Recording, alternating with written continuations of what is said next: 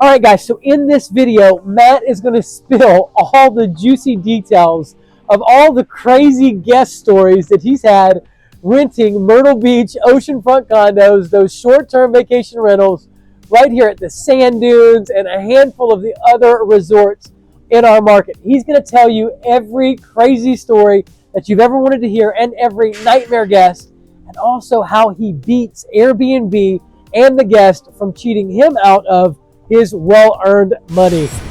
All right, guys, let's get in 904. Now we have Matt Fries here. As you can see, he is tearing apart his unit, but all for good stuff. Check this out. So, Matt, take me to school on what I've caught you doing in here. Oh, so basically, I came down here yesterday morning, pulled up all the carpet, threw down some LVP. Now I'm just putting up the finishing trim to finish things out in this room.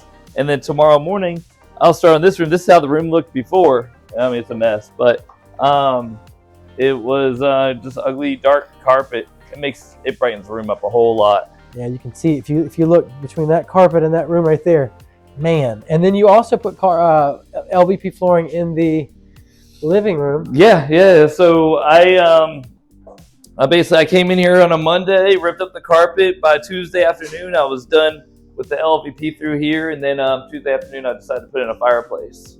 Yeah, that's a nice wall right there, buddy. Thank you. Nice accent wall. I knocked that out in about 4 hours. Really? Yeah. So all of this was done in 24 hours. We put the carpet and everything. Wow. Yeah. I mean, it's amazing the transformation you can make that fast. Oh yeah. No, because the dark carpet really makes a difference. Now this really pops, especially for the pictures, because you can see right out to the beach. You can look at the fireplace. This helps in off-season rentals for sure. Really? Oh yeah, because people want a fireplace in off-season. Oh, that's right. Where else colder. is Santa Claus supposed to come? Yeah, exactly. So so I've noticed that you've had a consistent theme throughout your units where you're doing the fireplace and the flat screen on the accent wall. Mm-hmm. You've obviously got the cool picture back here and the LVP flooring. I mean, is this the secret sauce? It definitely helps. Updating your unit. A couple years ago, I said, hey, leave it the way it is. But now people want updated units. The market's changed. It has changed. Yeah, people have bougie taste. Yes, and they can now. Right? Yeah. Like because before all these units were outdated. All of them were outdated. Now people want an updated unit.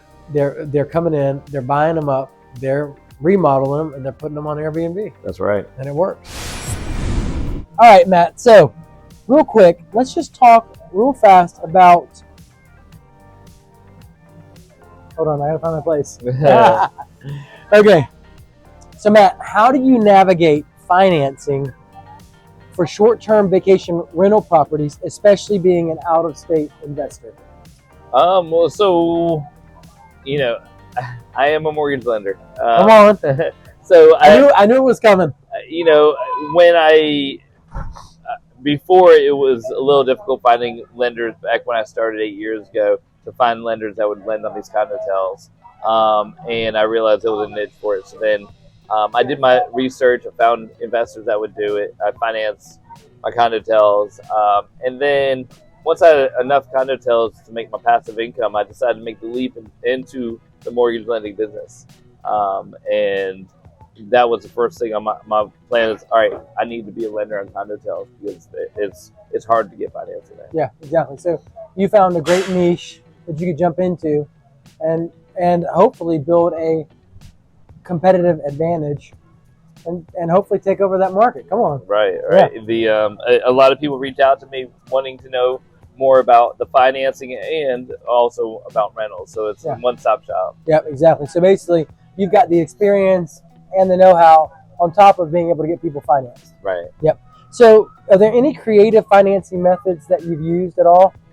So, a lot of the stuff I do is DSCR, basically debt service credit ratio. As long as it's going to cash flow, you're pretty much golden. Yeah. So guys, what the DSCR is basically it's a loan where, you have to have a threshold credit score, of course. However, you don't have to show tax returns or bank statements or anything so long as the property cash flows positively. Right. And besides that, a lot of the investors here, I will do a cash out refi on a property that they currently own, use those funds, move them over so they can buy another one. So that way they're buying properties with no money out of pocket. Guys, you're hearing it right here from Matt Fries. He's letting you know how to do it. Doing HELOCs and stuff like that, that is a very, very viable strategy that a lot of people use to pay that down payment money on that next purchase. Right. Yep. Okay, so real quick, talk about being out of state though. Is there any, is there any particular challenges, or does technology just pretty much level that playing field? It's not even a big deal. Yeah, technology is great. I don't feel like, basically years ago it would have been tough. Yeah. But yeah, now super easy. You can always find somebody, especially if your guests in your condo, if they need a mop, right? Yeah. You can Instacart them a mop in 5 minutes or 10 minutes, and you're only paying a little fee. Super easy, super simple. Technology's made it super easy, guys. Okay, and I often tell people about that.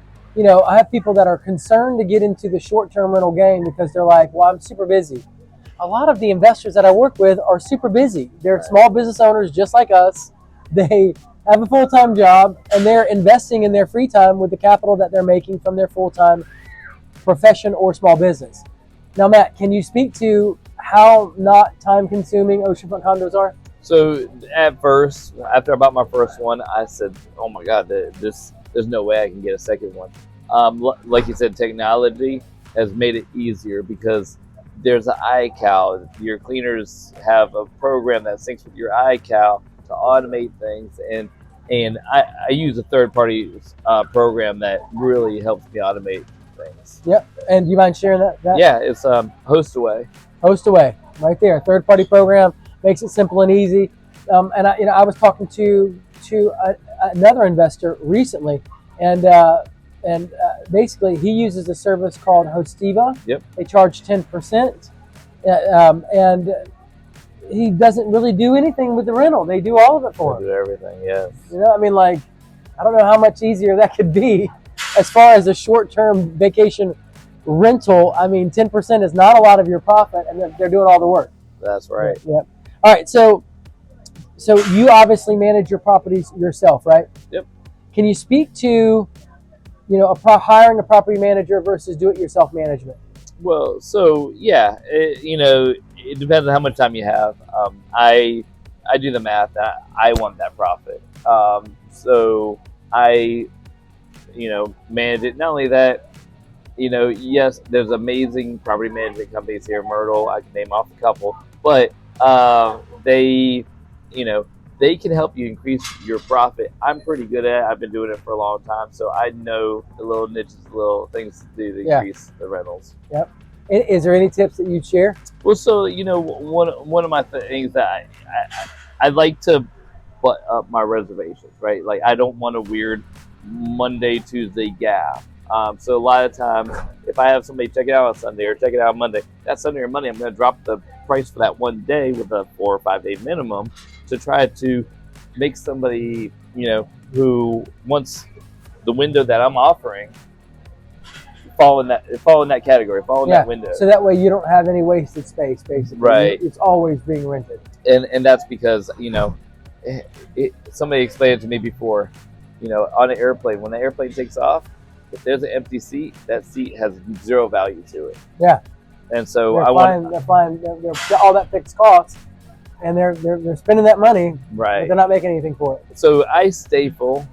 Is at what rate varies. Yeah. But I stay full. But you've done the math, and it's better to offer a cheaper product and stay with bookings back to back than it is to just shoot for.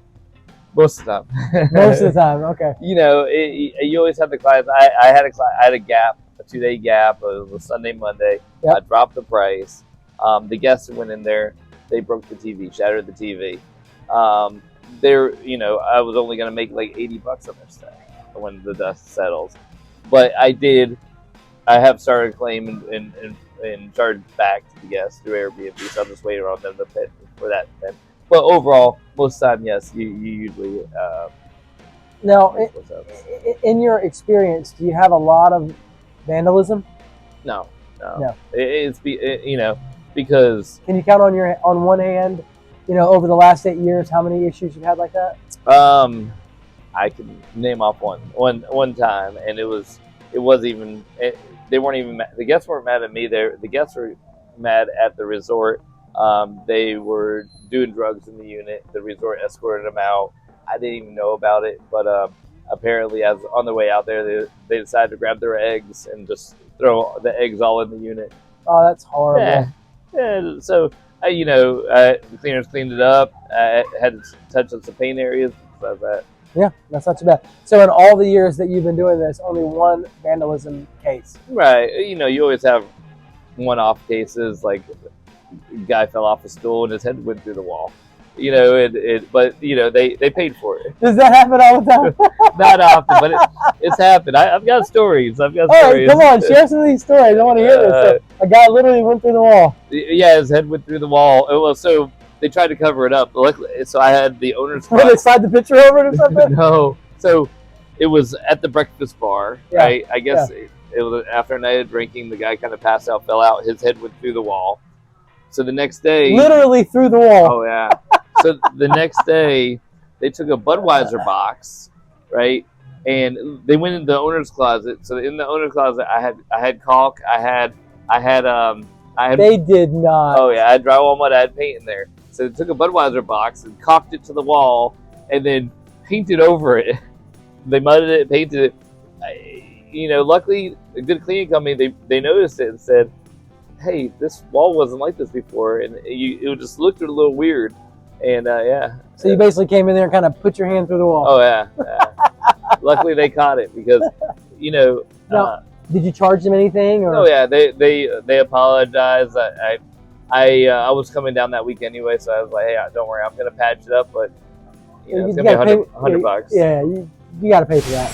Guys, you gotta trust me. You made it to the end of the video, but you need to click the video that's on your screen right now to hear how Matt Fries makes $15,000 to $30,000 a year in annual profit off each of his 8 Myrtle Beach Oceanfront condos. That's over $180,000 in average annual profits right there in passive income each and every year. Click the screen now.